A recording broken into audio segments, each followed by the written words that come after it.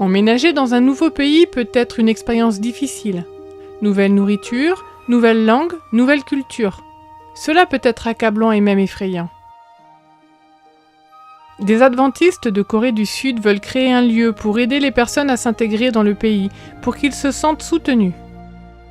Le Centre de service familial multiculturel adventiste est un centre d'influence urbain situé dans une zone diversifiée de la ville d'Ansan, où de nombreux étrangers viennent travailler. La plupart d'entre eux ne savent pas parler, lire ou écrire la langue coréenne quand ils arrivent. Aussi, le centre offre des cours de langue coréenne gratuits. Plus de 400 personnes suivent ce programme chaque année.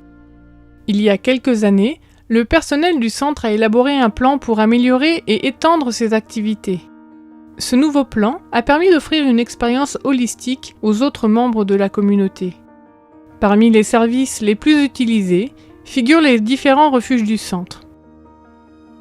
Il s'agit notamment d'un refuge d'urgence pour les personnes sans revenus, ni logement, et de refuges collectifs pour les parents isolés. Les familles qui séjournent dans les refuges se voient offrir des repas gratuits ainsi que la sécurité. Plusieurs des étrangers ne savent pas comment fonctionne le système de santé. Aussi, le centre pourvoit des soins dentaires gratuits une fois par semaine et des soins de médecine générale une fois par mois. En plus, les touristes ont accès aux services de conseil.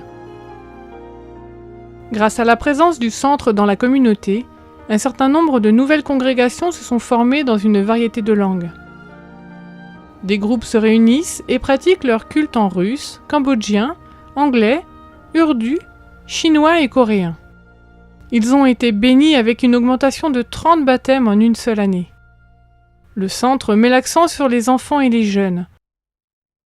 Tout d'abord, un jardin d'enfants a été créé. Ensuite, un programme d'activités périscolaires a été créé pour les élèves du primaire. Les parents ont ainsi pu envoyer leurs enfants pour qu'ils bénéficient d'un soutien scolaire et d'une garde après l'école.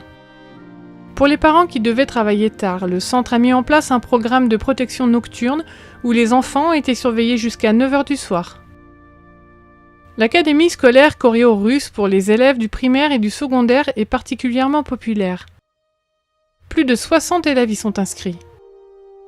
Le personnel du centre entrevoit de nouvelles et passionnantes possibilités de contact avec les familles, mais ils ont besoin de votre aide. Ce trimestre, une partie de la 13e offrande de sabbat permettra de fournir d'autres services de soins aux enfants immigrés à Ansan, en Corée du Sud. Veuillez considérer ce que vous pouvez donner pour cette opportunité. Merci pour votre soutien par l'offrande du 13e sabbat.